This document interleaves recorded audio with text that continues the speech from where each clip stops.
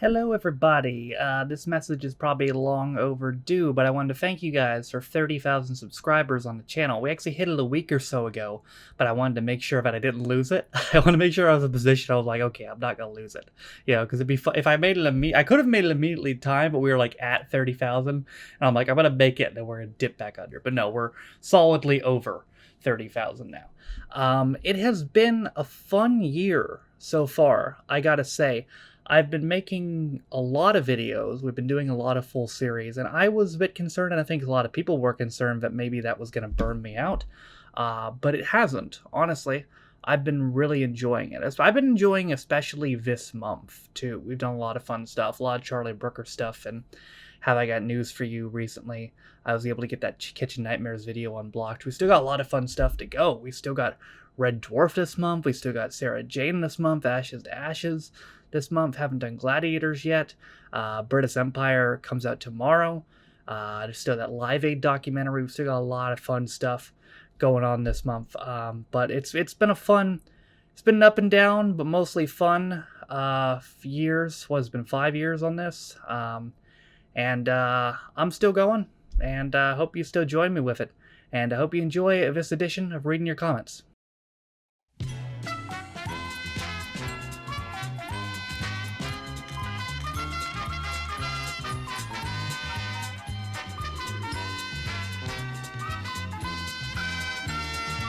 All of me speak of impossible. Mikas, my name is Tam316, and welcome back to another episode of Reading Your Comments, episode 217. It is Sunday, or maybe Saturday, for those who don't know. The patrons have the option to watch these, as well as the reaction videos, up to a day early, sometimes more, and your name in the video description as well. Regardless of what day you're watching this on, now let's go ahead and read some comments. One more note before I start, however, and it's a note some of you are not going to like, but this is the last video that I am recording with this hair. It might not be the last new video you see with this hair, because I've actually pre-recorded some reaction videos that I'm trying to get unblocked, but I will be cutting my hair. I've actually, technically, as this is being uploaded to the public, I cut it yesterday, but starting potentially with the Monday video, you'll see me without it. The reason is I've always had dry skin dandruff issues on my head. It's always been a problem. And I had it under control for a really long time. But recently it's flared up again, and it's flared up pretty bad. And I have so much hair that it's a lot harder to get it under control, and I don't think I can successfully get it under control. So in order to save my scalp, basically, I have to cut my hair off. I don't necessarily want to. I've been growing it almost 2 years. To be honest, I don't want to, but I feel it a necessity. And now to the comments. Hammer House of Horror is worth seeing at some point, though some episodes are a bit hit and miss. The episode The House That Bled to Death is best known mainly because of the famous children's party scene, which I saw in the Charlie Brooker video, but the creepiest episodes, in my opinion, are The Two Faces of Evil and The Silent Scream starring Peter Cushing. Really? Peter Cushing's in that. Okay. So I'm very interested in seeing this. Again, I don't know if I can put it on YouTube, but I don't know if I've ever done like any proper horror things on the channel. Like, I'm not sure if I have. I'm going to. I think Where the Wind Blows and Fred's would qualify, but like this is like, you know, proper, like, you know, old school, maybe even somewhat, it might seem silly now, horror, but I haven't done anything like this, you know, so I think I'm gonna do it. Have you decided on the order in which you'll be reacting to Doctor Who and its spinoff? Yes, don't worry. I have a list and I have an order, so don't worry about that. I have everything under control there. I saw a comment you might need. Yeah, don't worry, I got that under control. Also, do you have plans to react to more ghosts soon? I'm not sure if you heard, but the 5th series was announced to be the final season. Yeah, I've done the first two. I did the first two last year.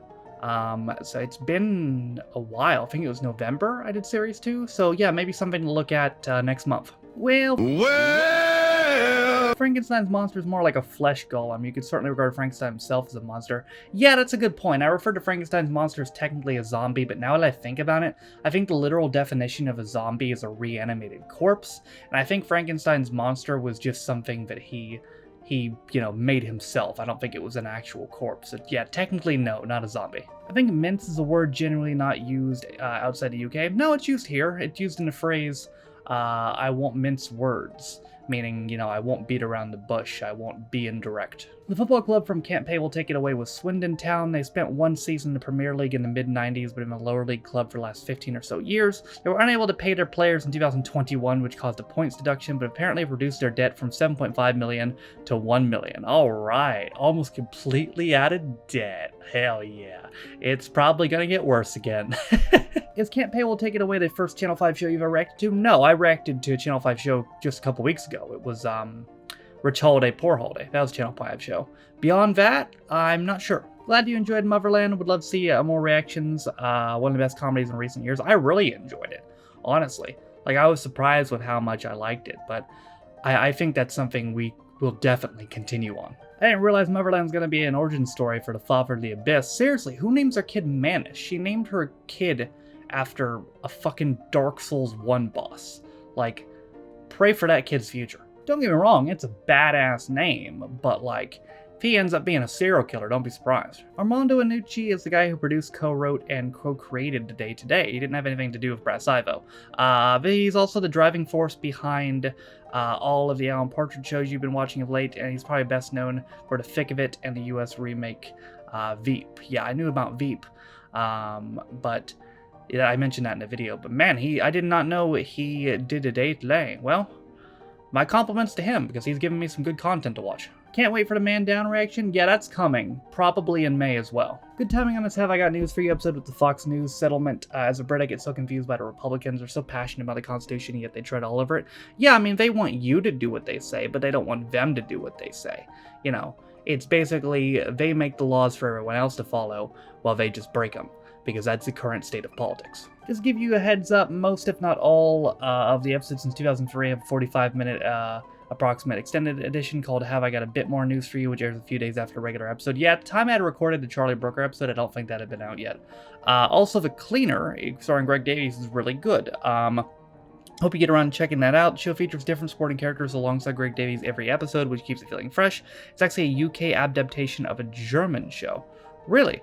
Okay, well, like I said, I'll be doing Man Down, but yeah, Cleaner could be something to look into, too. Jon Stewart interviewed Ian from Have I Got News for You for his podcast about a month ago. Well worth checking out. Not sure how much you know about Ian, but his investigative magazine, Private Eye, is legendary. I don't know much about him, to be honest.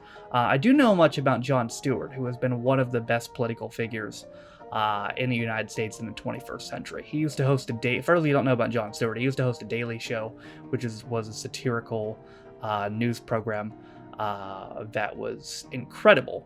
It used to be him and Stephen Colbert, who also had his own show. Stephen Colbert is now the host of the Tonight Show, Late Night, I think it is. He took over for Letterman, and he's kind of turned a little bit away from all that stuff. But Jon Stewart has dove more into it recently after taking a break. He has an interview show a lot of times where he interviews conservatives and just tears them apart. And he's also been a big advocate for trying to get more benefits for first responders from 9/11 as well. So, I mean, he seems like a great person who is an incredible comedian, but also just an incredibly smart individual. When's your next Only Fools and Horses reaction? You have to do Rodney Come Home. Uncle Albert's funniest scene is in that episode. Well, actually, you're in luck, because I have an episode of Only Fools on request, and it happens to be Rodney Come Home. Only Rowan Atkinson can make the name Bob sound hilarious. Bob. Actually, fun fact, the woman who played Bob also starred in Brookside, and was in that episode that you reacted to about a year ago. The incest episode? Oh god, was she the sister? Hedda was originally planned to be the first episode of Blackadder 2, hence why Percy had his beard back in that episode, only for it to disappear again the rest of the series. But for whatever reason, they placed Bells first in the schedules, and that's the order in which the episode's been released ever since, despite never being the creator's intent. They had that same problem with Blackadder 1 as well. They were released out of order. I wonder if that'll become a running theme. Alright, y'all, that's gonna do it for this week's episode of Reading Your Comments. The comments in this video were pulled from the following videos.